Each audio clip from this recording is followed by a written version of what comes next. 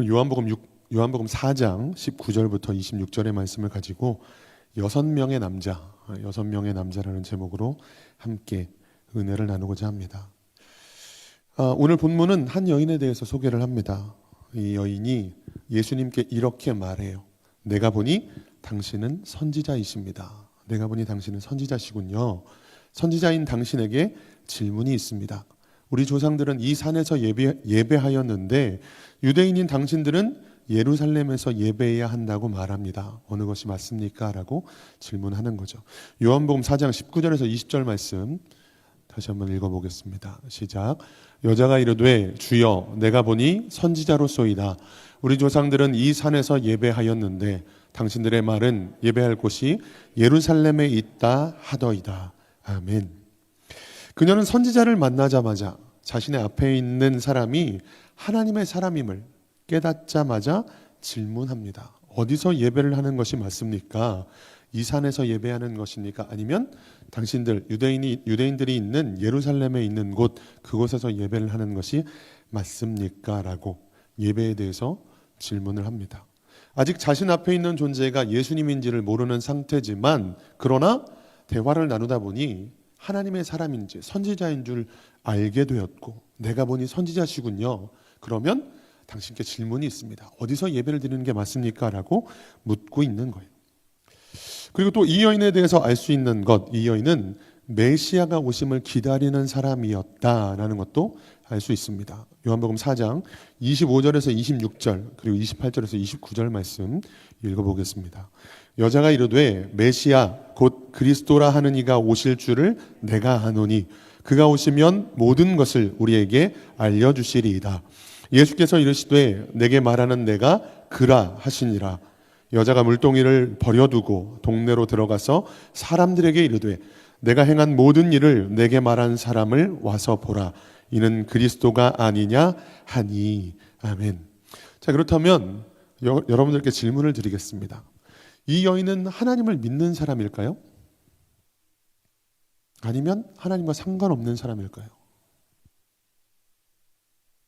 이 여인은 하나님을 믿는 사람입니까? 아니면 하나님을 믿지 않는, 하나님과 상관없는 사람입니까? 단정지어서 말하기는 어렵지만 하나님의 사람을 만나자마자 가장 처음 묻는 것이 예배에 대한 것이었고 메시아가 오실 것을 내가 안다 라고 말하는 장면이라든지 예수님께서 너에게 말하는 내가 바로 그다, 내가 바로 메시아다 라고 말씀하시니까 물동이를 버려두고 동네에 들어가서 사람들에게 그리스도를 전하는 장면, 이런 것들을 보았을 때 이 여인은 메시아의 오심을 대망했던 사람이라고 봐도 아마 무방할 것 같습니다. 그런데 오늘 본문은 이 여인에 대해서 또한 이렇게 말합니다. 이 여인은 남편을 5명이나 두었었고 지금도 6번째 남편을 두고 있는 사람이다. 요한복음 4장 16절에서 18절 말씀 읽어보겠습니다. 이르시되 가서 내 남편을 불러오라. 여자가 대답하여 이르되 나는 남편이 없나이다. 예수께서 이르시되 내가 남편이 없다 하는 말이 옳도다. 너에게 남편 5이 있었고 지금 있는 자도 내 남편이 아니니 내 말이 참되도다. 아멘. 수가성 우물가의 여인을 떠올리면 우리에게 가장 먼저 생각나는, 가장 많이 생각나는 내용이 바로 우리가 방금 읽어봤던 4장 16절에서 18절의 말씀이죠. 네가 이미 남편을 5이나 두었었고 지금도 내 남편 아닌 다른 남자 6번째 남자와 함께 살고 있으니 네 남편이 없다고 하는 게 맞다라고 참되다라고 말씀하시는 장면.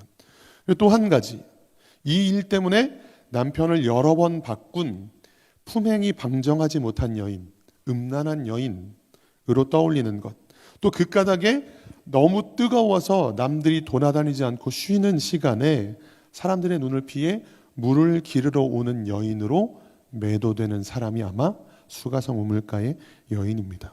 이것이 우리가 수가성 우물가의 여인에 대해 갖고 있는 인식, 그 여인에 대해서 알고 있는 생각들입니다. 여러분, 제가 한 여인에 대해서 소개를 잠깐 드려볼게요. 이 여인은 16살에 결혼했다가 19살에 이혼하고 야구선수와 그 이후에 결혼했다가 다시 이혼을 합니다. 그리고 그 이후에 극작가와 결혼했다가 또 한 번 이혼을 했습니다. 그리고 그녀는 36살의 나이에 수면제 과다 복용으로 사망을 합니다. 공식적인 결혼은 6번이지만 그 외에 수많은 남자와 만나 데이트를 했고 외로움을 많이 타는 여인이었어요. 혹시 여기까지 듣고 이 여자가 누군지 아시겠습니까? 네, 저는 어려운 질문을 드렸습니다. 담임 목사님 항상 쉬운 질문을 하시지만 어려운 질문인데, 이 여인은 마릴린 monroe입니다. 세기의 여인 마릴린 monroe. 반세기가 넘도록 대중문화의 아이콘으로 불리웠던 여인이죠. 엄청나게 화려한 인생을 살았지만 외롭고 쓸쓸한 삶을 살았던 여인으로 우리에게 회자되는 사람입니다. 근데 이 여인의 이런 삶을 마릴린 monroe인지 모르고 들었을 때만 해도 참 흔히 말하는 팔자가 세다, 기구한 인생이었다라는 생각이 먼저 들죠. 참 얼마나 공허했을까, 외로웠을까를 이 마릴린 monroe에 대한 어떤 다큐라든지 여러 가지 매체들을 통해서 우리는 아마 생각해 보았던 것 같습니다. 이 마릴린 monroe 이야기를 듣고 나서 자연스럽게 수가성 우물가의 여인을 떠올리면 5명의 남자로도 모자라서 6번째도 남편 아닌 또 다른 남자와 지내고 있다는 것만으로 우리는 그녀에 대해서 아까도 말씀드렸지만 품행이 방정하지 못한 여인, 음란한 여인, 어쩌면 쾌락에 찌든 사람으로 매도해 왔던 게 우리가 지금까지 수가성 우물가의 여인을 대했던 그녀에 대해서 갖고 있던 인식이었고 생각이었다라고 하는 거예요. 그런데 이런 인물이 이 수가성 우물가의 여인처럼 약간은 사람들에게 편협한 인식으로 바라보게 되는 사람이 한 명 또 있는데, 성경에 이런 인물이 누가 있느냐면 바로 롯입니다. 롯, 아브라함의 조카. 네가 좌하면 내가 우하고 네가 우하면 내가 좌하겠다라고 아브라함이 롯과 헤어지기로 결정하고 나서 선택권을 먼저 주죠. 근데 그때 롯이 어떻게 했었죠? 눈을 들어서 쳐다보더니 저 땅이 제일 좋아 보여. 당시에 마치 에덴 동산처럼 보였다라고 성경에 기록되는 소돔과 고모라 땅을 선택을 합니다. 이 장면에서 우리가 자연스럽게 제일 먼저 떠올리는 게 뭐죠? 어떻게 자기를 지금까지 먹여주고 입혀주고 돌봐줬던 삼촌을 먼저, 그래도 예의상이라도 그래도 삼촌이 먼저 결정하세요. 그럼 제가 삼촌이 좌하시면 제가 우하고 삼촌이 우하시면 제가 좌하겠습니다. 그렇게 말 한마디, 행여 예의라도 하지 못하는, 그야말로 없는, 이게 없는 존재로 떠올리고, 이 롯에 대해서는 참 긍정적인 인식보다는 부정적인 인식이 훨씬 더 많은 것 같습니다. 그런데 이 롯에 대해서 성경은 뭐라고 기록하느냐면 베드로후서 2장 6절에서 8절을 보면 이런 말씀이 있습니다. 읽어보겠습니다. 소돔과 고모라 성을 멸망하기로 정하여 재가 되게 하사 후세에 경건하지 아니할 자들에게 본을 삼으셨으며 무법한 자들의 음란한 행실로 말미암아 고통당하는 의로운 롯을 건지셨으니 이는 이 의인이 그들 중에 거하여 날마다 저 불법한 행실을 보고 들으므로 그 의로운 심령이 상함이라. 아멘. 롯에 대해서 이런 평가가 사람들의 평가가 아니라 성경이 롯에 대해서 의로운 사람이었다고, 그가 그 모든 것들로 인하여 그의 심령이 상했고 괴로워했다라는 기록이 있는 줄 혹시 알고 계셨어요? 아마 대부분은 이 부분에 대한, 롯에 대한 설명이나 성경에서 말하는 부분들은 잘 알지 못하셨을 겁니다. 다시 말씀드리지만 롯은 되게 삼촌도 알지 못하는, 은혜를 알지 못하는 배은망덕한 존재라든지, 아니면 그가 소돔과 고모라에서 건짐을 받았지만 그의 딸들과 함께 입에 담기 어려운 일들로 인해서 그런 어려움이 있었던 것들만 기억하다 보니까 롯도 참 의롭지 못한 존재, 참 하나님 보시기에 이렇게 좋지 못한 사람으로 우리가 인식하지만 오히려 성경에서는 롯에 대해서 이렇게 기록하고 있다라고 하는 거예요. 그렇다면 다시 돌아와서 이 수가성 우물가의 여인에 대해서 생각해 보고자 합니다. 수가성 우물가의 여인에 대한 기사를 우리가 쭉 읽어보고 말씀을 듣고 하다 보면 먼저 소개되는 내용이 우리가 살펴봤던 5명의 남편과 지금도 그것으로 만족하지 못하고, 무슨 일이 있었는지는 성경에 기록되지 않았기 때문에 알 수 없지만 지금도 남편이 아닌 또 다른 남자, 6번째 남자와 지내고 있다는 사실을 알게 됩니다. 그리고 그것 때문에 사람들의 눈을 피해서 가장 뜨거운 시간에 우물물을 기르러 온 여인. 부정적인 인식과 되게 믿음 없는 사람, 믿음과 신앙과는 전혀 결부되지 않는 사람으로 우리가 인식하고 있다라고 하는 거예요. 그런데 우리가 오늘 먼저 살펴봤지만 사실은 성경의 기록 순서대로 보지 않고 뒤에 부분을 먼저 읽었습니다. 뒤에 부분이 뭐였죠? 오늘 서두에 말씀드렸던 하나님의 사람인 당신 앞에, 자기 앞에 있는 존재가 최소한 그리스도인지는 아직 깨닫지 못했지만 하나님의 사람이라는 걸 알자마자 가장 처음에 질문했던 내용이 뭐라고요?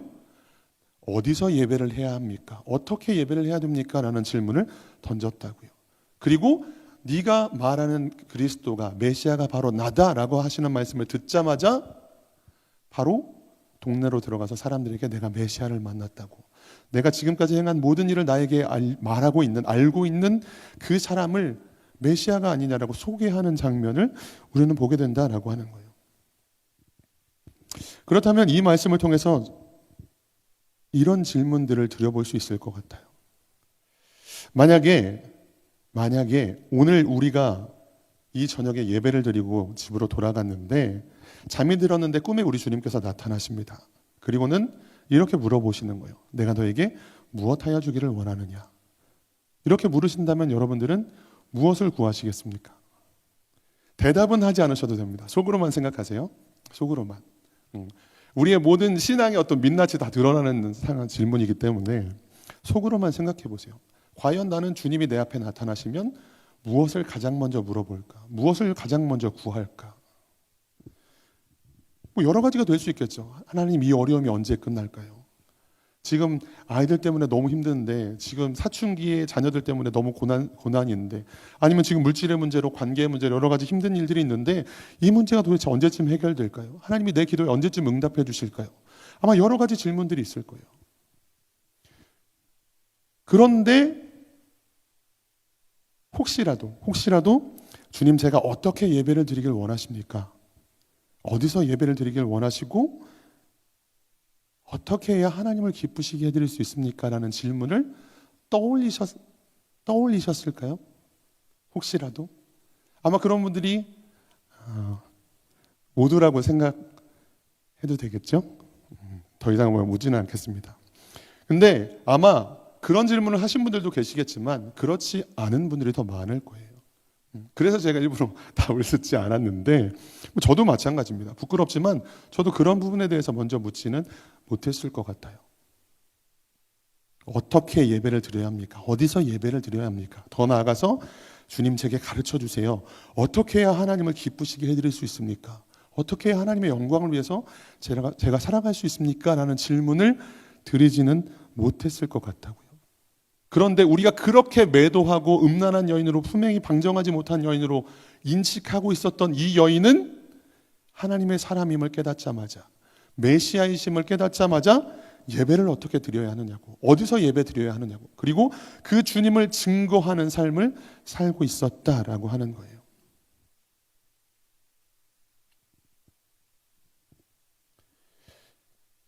이 수가성 우물가의 여인보다 우리는 더 못한 사람은 아닌가라는 생각을 하게 되는 거죠. 그렇게 매도했지만 사실은 내가 훨씬 더 못한 사람이었다는 거예요. 이 여인에 대해서 바꿔서 생각을 해볼게요. 이 여인은 예배에 대해서 관심을 가진 사람이었습니다. 어디서 예배를 드리는 게 맞는가, 어떻게 예배를 드려야 하는 것에 대해서 고민하고 있었던 사람. 그러다 보니 하나님의 사람을 만나자마자 그 부분에 대해서 바로 물어봤죠. 그런데 이 여인의 삶은 어땠죠?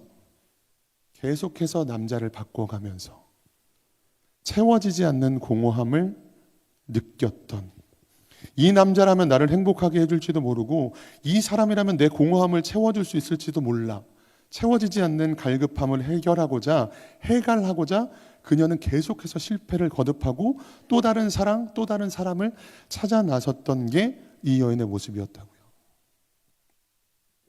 이 여인만 그럴까요? 이것이 우리의 모습은 아닌가요? 6명의 남자는, 오늘 말씀의 제목이기도 한 6명의 남자는, 어쩌면 첫 번째 남자는 물질적인 여유라는 이름을 가졌을지도 모르겠어요. 두 번째 남자는 세상의 권세라는 이름을 가졌을지도 모르고, 권력이라는 이름을 가졌을지도 모르고, 우리가 그렇게 갈급함을 채우고자 끊임없이 찾아 헤매는 쾌락이라는 이름을 가진 남자일지도 모르겠습니다. 아니면 지금 당장 우리가 걱정하고 있는 무언가를 해결해 줄 수 있는 뭐 배경이 될 수도 있고 든든한 백이 될 수도 있고. 이 여인은 그 5명을 넘어 6번째 남편으로 이성이라는 존재로 그 목마름을 해결하려고 했습니다만, 우리에게 이 6명의 남자는 각각 다른 이름으로, 실제로 남자는 아닐지라도 여자는 아닐지라도 다른 이름으로 우리가 찾고 헤매고 그것으로 이 갈급함을 해결하고자 하는, 공허함을 채우고자 하는 그런 존재일 수 있겠다라는 거예요. 이 여인이 예배에 대해서 고민했던 것처럼 우리도 마찬가지죠. 우리도 이 시간 잠을 잘 수도 있고 쉴 수도 있고 다른 것들을 택할 수도 있는데 예배의 자리에 와 있습니다. 기도의 자리에 와 있어요. 하지만 마치 이 여인처럼 정작 또 다른 남자를 찾아 헤매고 있는, 또 다른 내 공허함을 채워줄 수 있는 존재를 찾고 있는 게 우리들의 모습은 아닐까라는 거예요. 지금 우리를 목마르게 하는 게 무엇일까요? 지금 우리를 목마르게 하는 것, 그 목마름을 채우고자 무언가를 찾고 분주하게 다른 박질을 하고 있다면 죄송하지만 아직 예수님을 만나지 못했다라고도 말할 수 있을 것 같아요. 아니면 주님으로 만족하지 못했기 때문에 또 다른 무언가를 찾고 있는 것일 수도 있습니다. 주님을 만나지 못한 인생은 하나님에 대해서 관심은 있고 그분을 예배하는 삶을 살기를 원하지만 정작 현실은 그 갈증을 채우지 못해서 또 다른 남자를 찾아 헤매는, 그 사람이 수가성 우물가의 여인이었고 그게 바로 저와 여러분들의 모습일 수도 있겠다라고 하는 거예요. 분명 예배의 자리에 나와 있고 하나님을 사랑한다고 고백하고 그 주님의 영광, 그 주님의 기쁨이 되기를 원한다고 말하지만 정작 내 갈증을 채워줄 누군가, 의인화되어 있지만 그 몇 번째 남자들일 수도 있겠다라고 하는 거예요. 끊임없이 또 다른 남자를, 또 다른 채움을 얻고자 헤매고 있는 게 우리들의 모습은 아닐까라는 겁니다.